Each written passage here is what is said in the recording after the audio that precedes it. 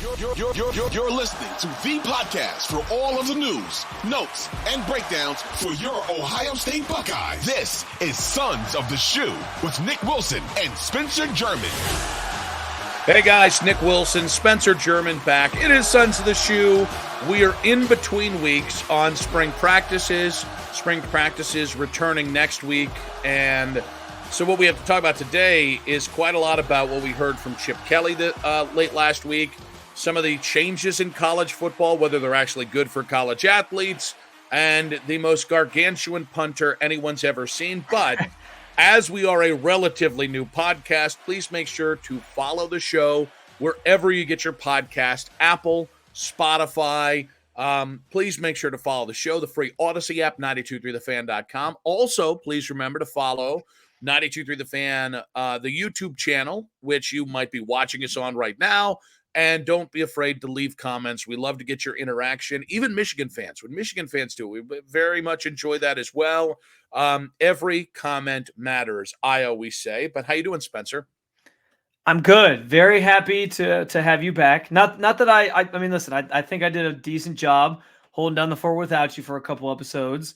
Are you fishing for a compliment? Because no, I will give you one. That is definitely not. I truly was just coming into this to basically just share how grateful I am to have you back alongside me. Because I enjoy hearing myself talk as much as the next radio show host. But it's nice when I can actually have I bounce things off of each other and we can get into a little bit and have have some friendly debates. So I'm looking forward to it.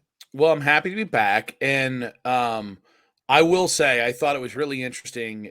One of the things that came out of last week and then into this week was Chip Kelly's comments about his decision to leave UCLA as the head coach.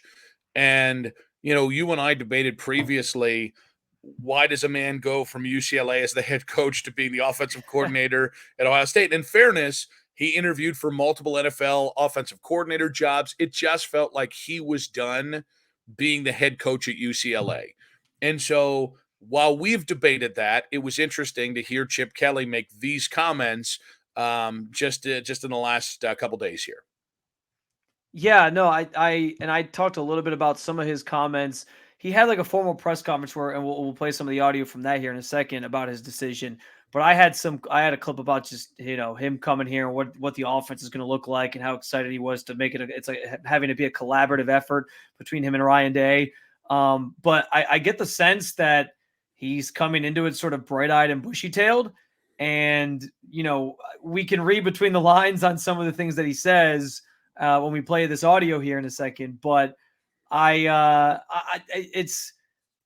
think it's fair to understand why a guy would come to Ohio State for this type of job anyway, because Ohio State is a premier program in the country. It's a chance to win. It's a chance to, think about we talk about it all the time, right? All the coaches who sort of became reclamation projects with Nick Saban and sort of revived their careers and got head coaching jobs elsewhere. So if Chip Kelly ever wants to go to a bigger program again or do something else, maybe get back to the NFL, this is an obvious great route to take to potentially do that, revive your career in a way at Ohio State. So I can't blame him for that. But I just keep going back to the thing that we talked about before of I think he understood where he was at. He was still on the payroll. He was still going to be back next year. But I think he knew, like, if they didn't put together a winning season this year as they move to the Big Ten and have all this transition, and there's just frankly better teams in the Big Ten that you're going to have to face, and it probably wasn't going to be a very good season for him there. I think he kind of just took the easy exit that was at his disposal and teamed up with a guy. And I don't blame him for it. Like, he's teaming up with Ryan Day, who he's coached with before. They have familiarity with each other. Ryan Day's offense basically based around what Chip Kelly's always done and Chip Kelly's system. So it makes a lot of sense. If you're going to go somewhere, you're going to land softly at a place where you have some comfortability. And I think that's why it makes sense for him. But I keep going back to that thing, like I said. So I think what always kills me is people just want one answer and one part of an answer, and they just want something nice and tidy, which is what I think Chip Kelly gave the Columbus media. But I've made life-changing moves multiple times in the last 8 years. deciding to leave 92.3 The Fan in 2018 to go to Charlotte. And then, because I was at Knights then, I did it predominantly because I never saw my family and I never saw my wife. Now, did it help that they gave me more money? Yes.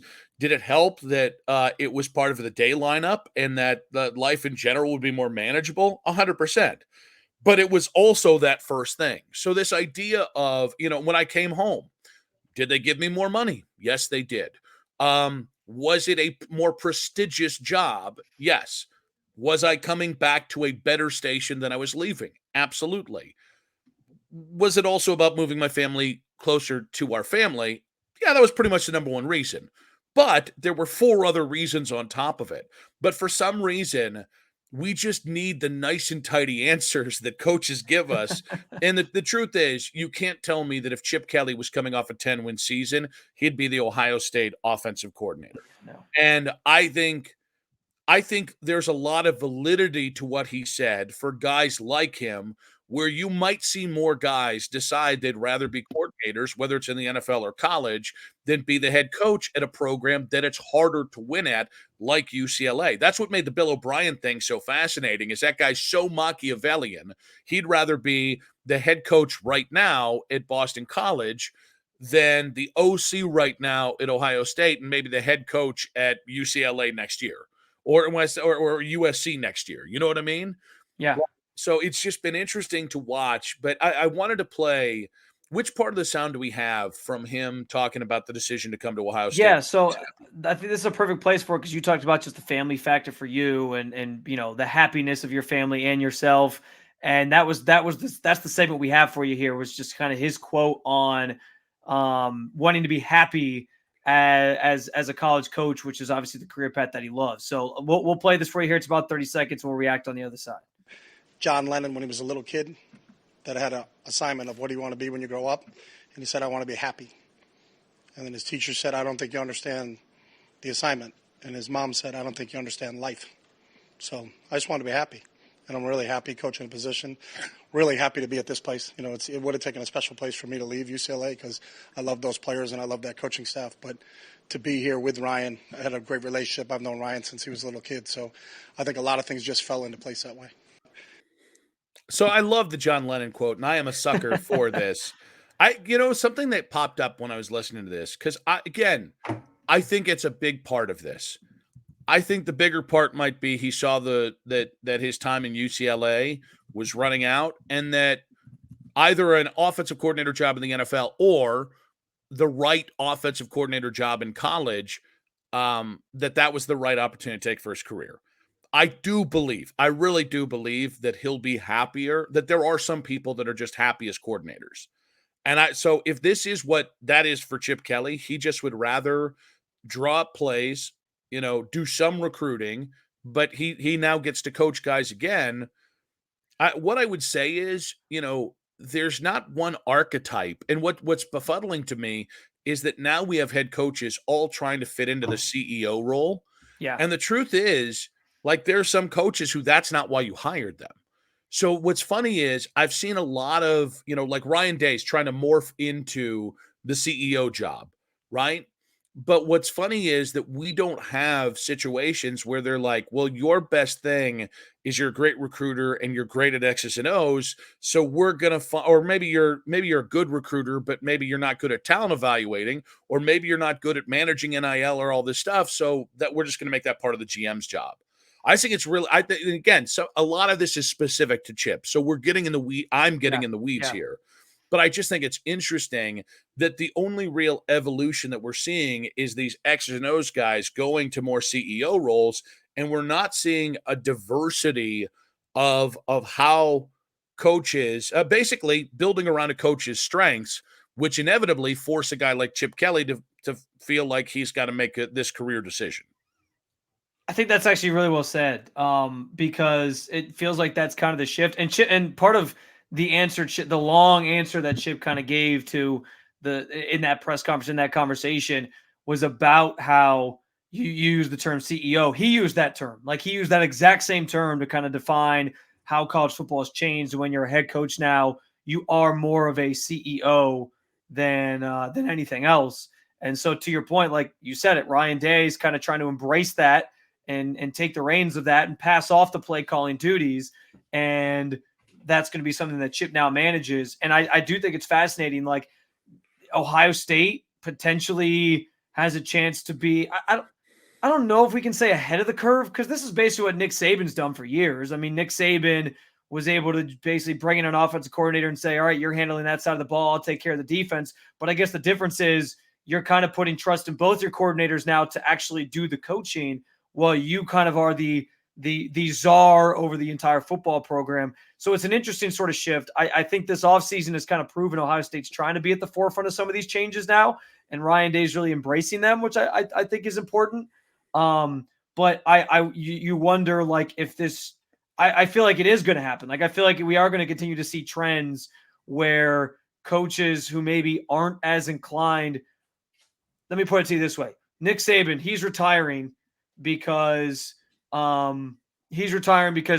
of his reason for retiring has to be because the game isn't the way that he came up in, right? Like, it's not the college football that he once knew.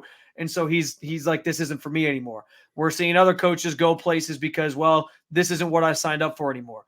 I feel like now the chance to do what you signed up for is potentially doing what Chip Kelly just did, going to a school and just being a coordinator where you can focus on coaching and you don't have to think about all that other, in some senses, bullshit that the CEO, head of the program, has to worry about. And I think that that's going to matter to people. So I'm curious to see how much this kind of continues, if Chip Kelly almost starts this trend of guys following in that same light. But I think that could be where we're headed just because of the shifting landscape of college football. And to be clear, that's okay. Like, that's okay if coaches want to do that. Because like we sit here on this podcast every week and say, too bad, so sad. Like, these are coveted jobs. And if you're not willing to adapt, like, that's on you. So I can respect a guy who's like, listen, I just want the coaching part. And if that means I got to go be a coordinator, I'll go be a coordinator. I'll believe it when Nick Saban is the defensive coordinator at Michigan State. So I think what's interesting is I think there's also another conversation here about being the offensive coordinator at a blue blood, a no BS, an Ohio State, a Texas, a Michigan, although Michigan might not play financially in the same kind of way that you pay at Ohio State, but Alabama, Georgia, all the what is it, top 15 programs, top 12 programs, is that now more advantageous than maybe being a head coach at like the 30th best program? Because what's interesting about that is previously, like, it made absolute sense when Sean Lewis left the head coaching job at Kent State to take the offensive coordinator job at Colorado because he doubled his money. Yeah. But like, I think we're getting to a point where the financial incentive and the financial disparity between being the, again, head coach at the 30th best college football program all of a sudden doesn't seem to be as great between that and the offensive coordinator at Ohio State. And that's, money does talk. Like some of the different answers we've gotten from Saban and Chip Kelly and other guys who are changing profession, changing what they do, being an OC instead of a head coach. Some of this is self-serving bullshit. And so, like, a part of me thinks, like, the money has to be worth it. So I'm assuming Chip Kelly's getting an ass ton of money, but I just think it's interesting that now that this is the way we're now looking at the Ohio State job versus the UCLA head coaching job versus what this would have been 20 years ago. So what does that mean for the discrepancy that exists between like the haves and the have-nots? Because the idea is NIL is supposed to level the playing field a little bit and give other programs a chance to bring in recruits, and not everyone's going to go to just the top flight schools all the time. But now, like, is this how the haves kind of separate themselves? Is, well, we can afford the best coaches, and so that's going to help us stand out. And we're taking guys that could be head coaches elsewhere, but they don't want to handle all that. So they're going to come be an offensive coordinator for us while we also have a really good head coach on top of it. Do you think that's something that could potentially happen? So yes, but I think what's interesting is I don't think it's simple as, well, now being the OC at Ohio State's better than being the head coach at Michigan State, right? It depends on each program's financial situation. UCLA now has so many money problems. Yeah. I don't know they're a top 30 job anymore. They might be the 50th best job. And so, like, I don't think it's ever going to happen USC to Ohio State. But what'll be interesting is now that UCLA starts having this Big Ten money, and there is going to be an infusion of cash to see if, again, what's so interesting is Pac-12 team going into the Big Ten. All right, does Clemson start stealing the head coach back at Virginia? Does Tony Elliott decide he wants to go back and be the OC at Clemson rather than being a head coach struggling at Virginia? So the question is, I don't know, but I think it's really interesting. I don't buy into the doomsday bullshit. There's too much money floating around. Everyone's going to be fine, and college football is going to be fine. For the second straight year, there was another increase in attendance at college football games. Yeah. So, like, the sport's fine, but it is at a fascinating point where there's so much conjecture and there's so many answers to say that, like, I don't know. And by the way, I don't know if it's going to be bad for college football. I'm not for certain that it will be bad. I just know it's going to be different, and that's what makes I think the evolution of college football, as nerve-wracking as it is for college football diehards and OG guys who've loved it since, the AP determined who was going to be the national champion, as nerve-wracking as it is, I think there's also an excitement in that because you just don't know from one year to the next. So tell me if you want to hear my second question for you, which is a question I asked on last week's episode that I discussed. Do you want to hear it now or do you want to hear it after the break? I want to hear it after the break. And when we come back, we're going to hear the second question from Spencer and talk about the next big change for college football, that college football is being a little disingenuous with who it really benefits. That's next on Sons of the Shoe. But first, a quick word from our sponsors.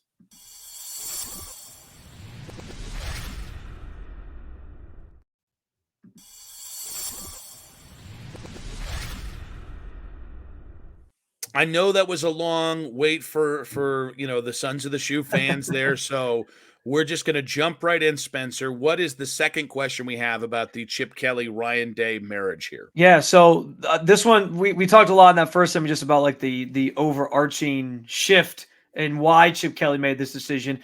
I'm curious about like the actual in-game decision making as it relates to Ohio State. And the question that I posed and sort of discussed last week when I was riding solo was fourth and 7 at Michigan's 47, fourth quarter, 6 minutes left in the game.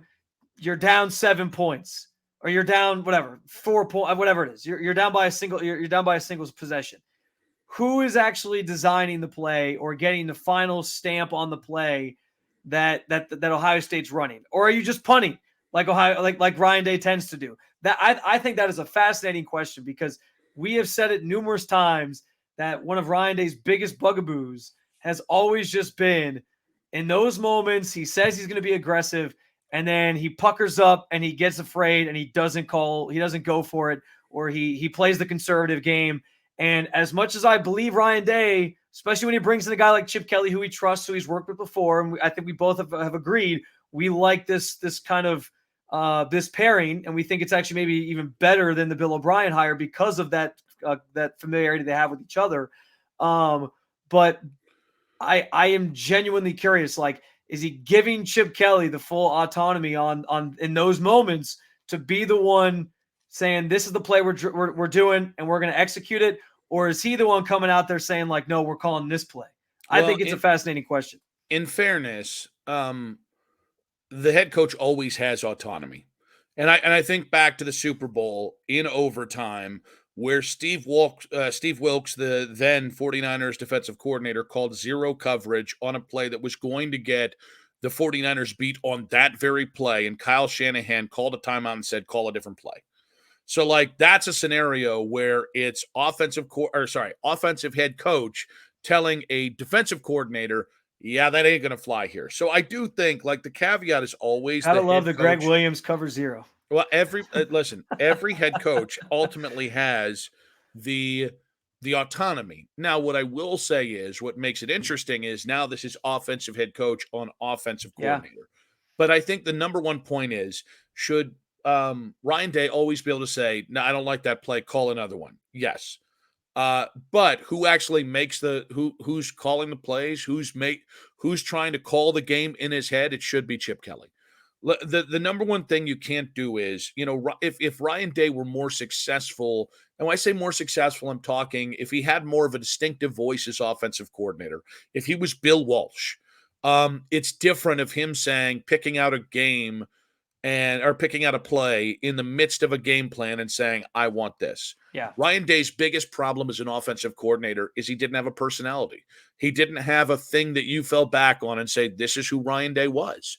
So I looked at Chip Kelly, and I think you're paying Chip Kelly an ass load of money to make those decisions, because Ryan Day shouldn't be focused with the in and out of every play call. If he sees something, like, for instance, hey, this is actually, you're blinded by something. If he sees something in the moment, that's different than him keeping score in his head going, well, this is a really important decision. I need to be the one to make it. That's not, to me, if you trust him to make a 1st and 10 call in the first quarter where you're up 10-0, you can trust him, or you should be able to trust him with a 4th and 2 call. Outside of, do we punt or do we go for it? You should be able to, that's the whole point of having Chip Kelly here. If not, you're paying him a lot of money for it to make it look like Chip Kelly is the offensive coordinator. Well, and I agree, and that's exactly I said the exact same thing last week. But what I find fascinating about it, and again, it's different when it's the head coach getting to decide, all right, we're going to punt here, or we're actually going to go for it here. Like, I get that Ryan Day gets the final say or stamp of approval on that decision, but the play itself is what fascinates me, because to your point, and I said, like I said it last week, you bring in Chip Kelly for those moments. You bring in Chip Kelly to draw up the right play for those moments so that you don't have to think about it. But I can just, I don't know. I get the sense Ryan Day talked about it like he doesn't want to give up play calling fully. Like, there's going to be moments in games where he thinks he has the right play picked out, and maybe it'll work. Maybe it will. But all I know is, like, to this point, in some of those key spots, there's moments they couldn't score from the goal line the entire Notre Dame game until the last play, when Notre Dame only had 10 guys in the field and they were able to finally score on a run play. Like, there's just moments. There was the Michigan decision when he put, like, throughout his career as the Ohio State head coach, there's been moments where you're just like, what was that play call in that spot, in that moment? And I hope he doesn't get the urge to take that back from Chip Kelly in those spots, because, again, you brought in Chip Kelly to do that. And I think what the other element of it is, like, if we find out later that a play call that doesn't work, that costs you a game against Michigan or whoever, if it doesn't work and you find out later, like, yeah, Ryan actually drew up that play, like, that's the type of thing that gets him fired at the end of the day. Like, but that's the importance of empowering Chip Kelly, is that if he doesn't make the right calls, you can fire him. But if you're constantly interfering and, buzzsawing in and out, in the end, you're both cuckolding him and firing him, which doesn't make any damn sense. And I think what's interesting is, Chip should, like, I want Ryan Day to be involved in it, because he can design stuff, he can whiteboard stuff, and Chip did say that. Chip in the clip I played last week, he talked about how it's a collaborative thing, and it should still be Chip Kelly's offense. So when I say Chip Kelly's offense, what I mean is he should still know what's in the playbook. Like, I don't need Ryan Day to know the detail of every in and out possible call on situational plays. Like, again, that's defeating the point of him being the CEO. Does Ryan Day know every single defensive call that's out there? Like, no. So then the point is, I think it will be ultimately the litmus test. And really one of the things that makes or breaks this pairing this year is whether Ryan Day can truly say, because here's the thing, Bill O'Brien, all right, they never worked together before. Bill O'Brien's a Machiavellian guy. I could see some dick swinging going on where all of a sudden, you know what I mean? Yeah. Like, that's just natural. I don't think Bill O'Brien's a guy you're going to enjoy being around. But with Chip, because they've known each other for so long, let me put it this way. It shouldn't be Joe Walsh and Don Felder making the sweet, sweet music of Hotel California guitar solos, one trading off one lick for another's lick. You know what I mean? Like, it should be Chip Kelly playing lead guitar And Ryan Day's there observing like he does every other thing. But in the end, if he's knee deep in play calling or if he's hovering over play calling, he is going to hamstring Chip Kelly and it's going to hamstring himself. I want him making situational calls. I want him making the big decisions. Go for it. Don't go for it. I want Which is him scary enough coaching his team. Yes. he just might not even go for it, which is the problem in the first place. But yeah. So with that being said, the other big thing that came down this week from Chip Kelly was the new early signing period start date, which is now going to be the Wednesday. It's going to start the Wednesday. It's a 3-day period. It's going to start the Wednesday after Thanksgiving. And right ahead, the thing that bugs me about this, and listen, the whole point is, ever since 2021, when they really opened up the transfer portal, December has been coaches trying to juggle the early signing period and keeping guys in tow, keeping people in and out of the portal, basically. So I'm empathetic that that's a lot to do at one time. The thing that frustrates me is this is only going to further perpetuate what I find to be a massive issue, which is what we saw with Alabama, where Alabama knew their new offensive coordinator, Ryan Grubb, was going was going to go to Seattle in the NFL, but they purposefully left out that detail until the Alabama transfer portal window closed after Nick Saban's retirement and the hire of Kalen DeBoer. So my frustration here is, are we going to see colleges wait to fire coaches until after the early signing day? Are we going to start waiting to see coaches to leave until after, right? Like, or letting assistants go that factored into players' decision to transfer to that school. It just feels like this situation is becoming more manipulatable for coaches, and that ergo means it's not good for college kids. So, yeah, I can see the appeal. I can understand why they wanted to do that.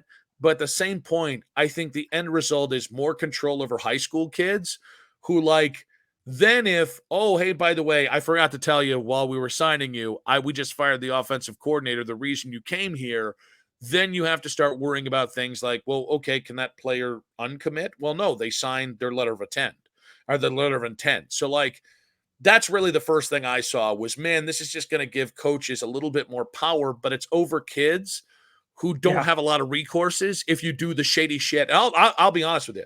Kalen DeBoer is dead to me. I'm not ever going to give that guy credit. What he did with Ryan Grubb was one of the cheapest, whorish things I've ever seen somebody do. And, he can talk about honor and he can talk about all these things. He used that to screw kids out and impact kids' decision to stay out of the portal. And I will not forgive that man for that. So if that dude did that there, what's to say they're not going to use this new early signing period to further manipulate and bring college or high school kids in and then just say, oh, man, now I got to go off to Texas Tech. Well, or now I got to go, or now we got to make a change here and here and here and let these coaches go that you came to play for. Well, moving it up too, I mean, you're still in the regular season at that point. So there's not even clarity for these kids on if the coaching staff that's recruiting them is even going to be there when they come to the school. Like that seems wrong to me too. Maybe even more so than ever. I mean, everything you said is valid as well. But maybe the thing that seems the most wrong is that at that point in the season, you're still like 2 to 3 weeks out from the season kind of ending with these conferences growing and maybe more games in the schedule, all these different things. Like, who knows what that all looks like? But with more time to sort of in the season to go, it like some of these coaches could be like go into the last couple weeks of the season coaching for their job. And then what's this kid to do? I mean, I guess no one's really the wiser if they just decommit, I guess. But still, it's like you're trying to commit to a school and find where you fit. And then all of a sudden, like 2 weeks later, oh, by the way, we're firing that head coach, or we're firing the head coach and he's leaving with his quarterback coach that recruited you to come here that you built a relationship with. Now they're gone. And then that kid's kind of left holding the bag wondering, okay, well, now where do I go? So I don't know why we didn't move the transfer portal window up, which is like the early signing period dates back to 2017. So it kind of has squatters' rights on what should go first. I think it makes more sense to let the transfer portal open up early. So, for instance, if you didn't make the college football playoff or your team isn't playing in the Big Ten title game, the transfer portal ends the second the regular season opens. I'm talking about like the next day. Yeah. And then that's a 2-week period or 3-week period. And once that's done, then you go to these high school kids trying to recruit. You're sorry, the high school. Like I don't understand. Like college kids are more ready to make that decision based off of a myriad of factors, including coaching changes right off the rip. Whereas with high school kids, like I want those kids to have every opportunity to let the dust settle. Maybe that's just me. Well, and to your point on the transfer portal, like that gives those veteran guys a chance to kind of see, okay, who are they recruiting? Are they recruiting a top end quarterback that's maybe going to like we saw with Kyle McCord this year? Like, are they recruiting a top end quarterback who's maybe going to take my job? Am I going to have to compete? So it does kind of make sense the way you lay it out. I also guess I'm just curious, like, if the complaint was that there was too many things for these coaches and these programs to focus on in December, is that made any easier by it being a couple weeks earlier in November? Like maybe if you're Ohio State and granted, like the week of Thanksgiving, they're usually playing Michigan. Now that might change coming up here in the next few years, but that's not really an easy week to be focused on recruiting either, because it's the Michigan game. Like it's the game. But for like maybe if in the future, if they're just playing like lowly Indiana, it's not that big of a deal that they have to go out and recruit that and make sure they're like really getting these guys to stick to their commitments. But I don't know that that's a great point, by the way, because I do think the fact that NIL is now factoring into high school kids, I think college coaches are like, man, I don't want to be held hostage from high school kids all the way to the middle of December. I think that's a really, really good point that you just made there. Like yes, I think this is about that extra 2 weeks of trying to hold your commitments is excruciating we saw it with Ryan Day. Yeah. Ryan Day focused more with Jeremiah on signing. Smith. Well, Jeremiah Smith, Edric Houston, they were sweating it out doing full service recruiting instead of, I don't know, preparing for the bowl game. And it's like, if that's really the reason, then yes, you decluttered it, but you did it for the sake of head coaches instead of the college athletes. Right, and it's everything's trying to steal back power from recruits or from kids. And it's just so transparent that it's tough not to be jaded about where the college football game is. Now, we want to know from you guys. Comment on the 92.3 The Van YouTube page. Do you like the new early signing deadline? Again, it's going to be the Wednesday after Thanksgiving. That moves it up about 2 weeks there. Leave a comment on 92.3 The Van's YouTube channel. And from WAP to BAP, we'll explain after a quick word from our sponsors.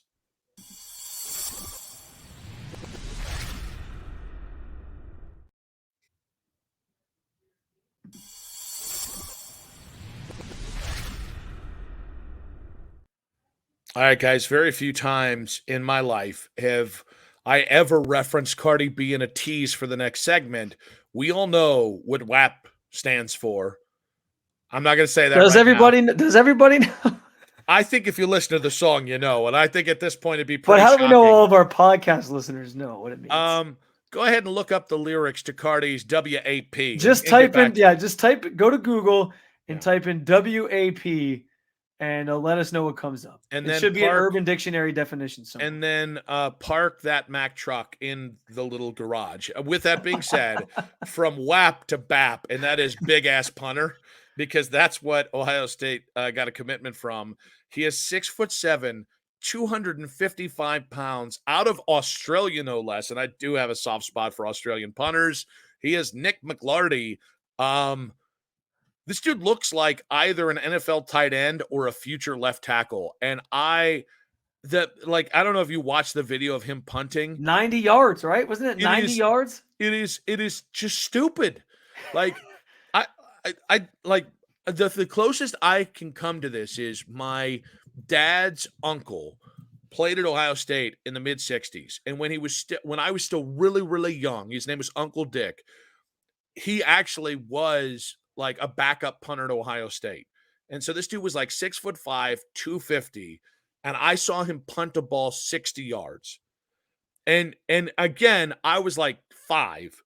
I think it's the last time the man punted a football. It was the most impressive thing I've ever seen in my life until this. You should not be that big and be able to punt a ball 90 fucking yards. That's insane. Sorry for my language. Totally forgiven. I mean, I think that's the reaction everybody should have to this guy. And I got to be honest, like, for whatever reason, I have a soft spot in my heart for like the fat kickers. I love them. I love me a His meaty name kicker. is Sebastian Janikowski. Yeah, Thank well, you. but there's been others. Penn State had a fat kicker at one point. Yep. I forget Rodrigo his name. Blankenship as well for Indianapolis. Yeah. Yep. Like the fat kickers, it is an exclusive club, and I am probably its number one fan. I just love seeing. And what's crazy too is like the Penn State kicker from a couple years ago. He would like level dudes. He would run down the field and just lay shoulders into returners, and it was one of the most amazingly impressive things I've ever seen. I can't wait for this dude to basically do the same thing on punt returns. Can I tell you though, the thing is, he's not fat. He's yoked. That's true. Like that's like 255 pounds. Like he's a defensive end. He's 6'7". He carries his weight a lot better than like a fat kicker would. Well, he's got like a 6-pack, and it's just like honestly, like this is the first time in the history of punters or kickers that you're going to see skill playing position players lose out to women to this just oak of an Australian punter. Can you imagine going to parties with that guy? Like you show up and you're like, hey, I'm the quarterback at Ohio State, and he's like, hey, I'm the punter, and they're like, I'm going home with that guy. And everyone's like, the punter is just getting all the numbers and taking all these women back. Like, what is going on here? And I'm going to tell you right now, to all the big fatties up front, to my defensive tackle friends, to my centers, to my guards, to my offensive tackles, don't fall for that trap. Listen, wide receivers are going to beat him out because wide receivers are like 6 foot tall and 175 pounds. But to anybody with flab on them, if you go out to the bars looking for women with this guy, there'll be the rare time that you go home and it's going to be Han Solo that night. You're going to have to lick your wounds, okay? Sorry. Like linebackers, you're good with this dude. Defensive backs, edge rushers, tight ends, running backs, they're going to outperform this dude because at the end of the day, they're more fit, more athletic, and probably even better looking. All of my big uglies, don't do it. I'm just gonna tell you, it's gonna be a long and lonely winter if you go out with his name Luke McLarty. It's a hell of a name too. Also has a little bit of a mullet going too.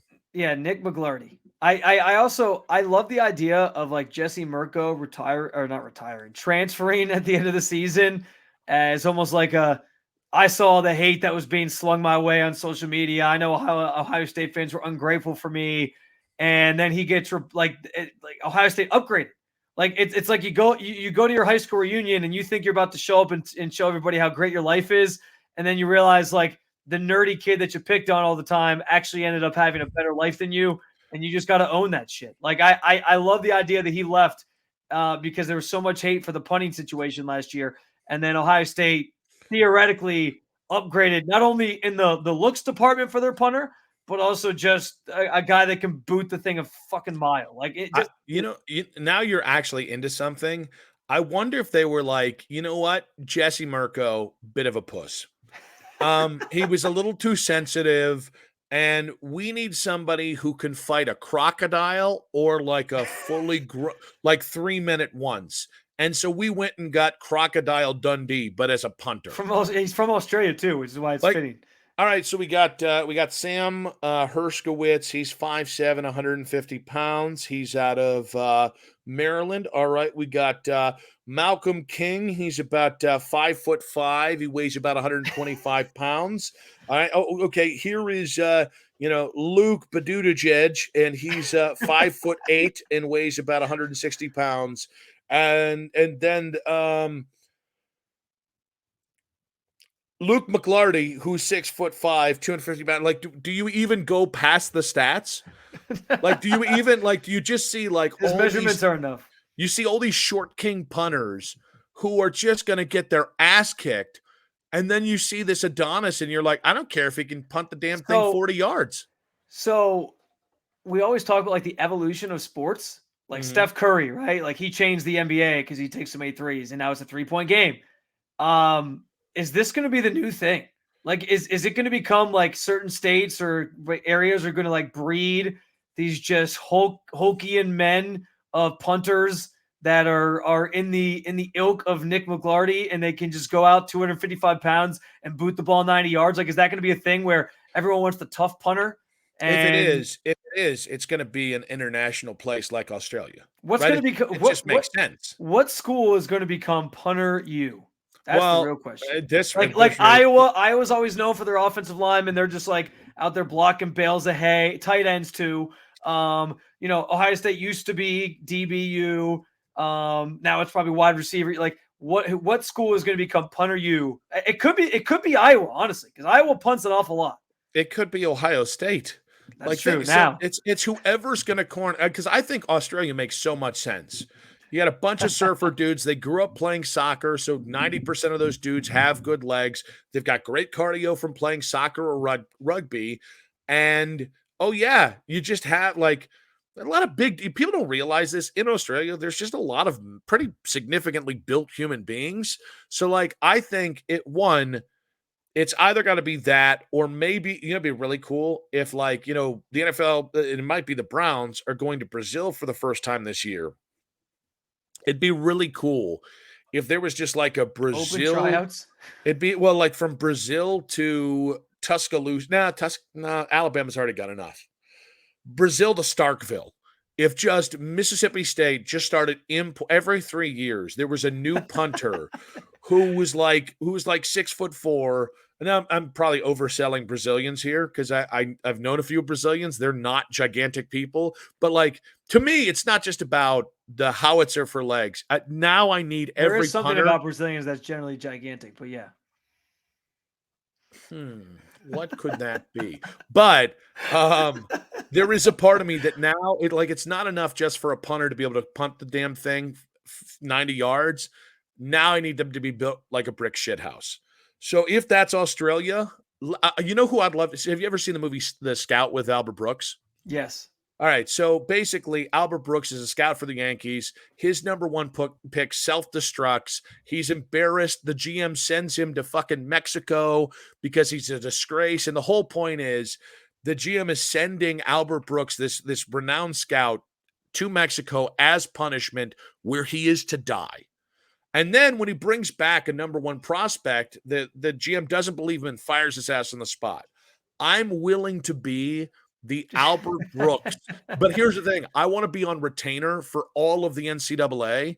And all I do is go around Australia looking for 6'7", 260-pound Adonises that can just destroy a football by 90 yards. And that'll be my thing. Like, and true to like some like how it works in some Major League Baseball situations, I'll also get 10% of their NIL and NFL money. So I just become like the king of punters. And it's like, hey, we need a punter. Get Wilson on it. We'll pay us with retainer.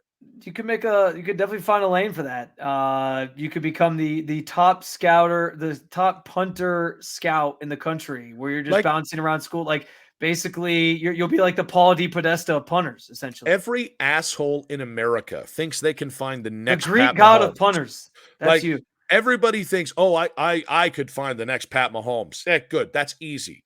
Find me the next Nick McLarty. The next seven Nick McLartys, and then we'll talk. Because when you can do that, you're playing for keeps. You think he can knock out a kangaroo? That's always the thing, right? You can't fight kangaroos. Like, they'll always win. But he seems like he kind of gives me like very Dos Equis, most interesting man in the world vibes. Like, I want to know so much more about this kid. I can't wait for all the feature stories that come out about him when he shows up on campus. I'm very much looking forward to this. Here's the thing. I don't know if he can knock a kangaroo out. But do I know for sure that he's fought a kangaroo? Yes. There's no way. Think about it. Imagine you're a kangaroo, and kangaroos are threatened by beings their size or bigger. You see a dude that size, you're like, I gotta check him. I gotta see if I'm tougher than him. Kangaroos are crazy. Now I kind of want to see Nick McLarty fight a kangaroo. Can we make that happen? Honestly, like if you said like we've got a new show, Sons of the Shoe sponsored event. Yeah, think about it. It's just called Celebrity Kangaroo Fighting, and it was just it's like Shaq versus a kangaroo. Like remember Celebrity Deathmatch back in the day? Yeah. But instead, I'm pitting the real Shaquille O'Neal or the you know who'd do great against a kangaroo? Charles Oakley. Charles Oakley does not F around. And so Charles Oakley versus a kangaroo, he'd slap the hell out of one of those and then it'd be on. Because kangaroos don't give up. That's the other crazy thing. Like, they don't give up. They just want to keep fighting. Can we also put people that we like don't generally like in these matches too? Like Russell Wilson, for example. Russell Wilson versus a kangaroo. I was going to say, we already put Jake Paul in a ring with Mike Tyson. And that's going to be fun enough for me. Is that like fighting a kangaroo? Maybe we'll put Logan Paul against a kangaroo now, right? just get both these idiots knocked the hell out. All right, guys, please make sure to follow the Sons of the Shoe podcast wherever you get your podcast: Apple, Spotify, 92.3 The Fan, the free Odyssey app. We survive because you guys help us every single week. Please follow the Sons of the Shoe podcast. Please drop your comments on the 92.3 The Fan YouTube channel after hitting subscribe. Which sports athlete would you most like to see fight a kangaroo? And yes, it's pretty much which celebrity or sports athlete do you dislike the most and would like to see get physically named? Green. I don't know. He just punched it in the dick. That's the problem with that theory. He just punched it in the joey or whatever we call that thing, the pouch, and then that kangaroo would fall and then all of a sudden Draymond would get suspended from game 5 of the kangaroo fighting, and it'd be a whole thing. That does it for us, guys. We'll be back later this week with the latest in Ohio State. Of course, we'll be building into next week's spring practices and all the latest in Ohio State football. Spencer, go Bucks.